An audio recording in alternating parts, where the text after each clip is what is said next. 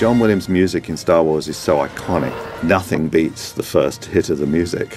That first downbeat is so powerful. And we talked a little bit as it was being recorded about how we were going to handle this being in Atmos. Traditionally, I would play the music tracks in a left-right format, but with Dolby Atmos, I can start to utilize the first sets of surrounds by pulling the music slightly out from the screen, making it suddenly feel bigger. You might need this. It felt like a real extension of the screen, like the orchestra was really rapping in a semicircle in front of you. It's amazing to think that when the original Star Wars was made, stereo was sort of the top of the line, best you could get. And now Dolby has taken the evolution of sound to Atmos. And I really can't imagine hearing the film in anything but that format. John Williams believes that that format really captures the orchestra, and I couldn't agree more, and JJ feels the same way.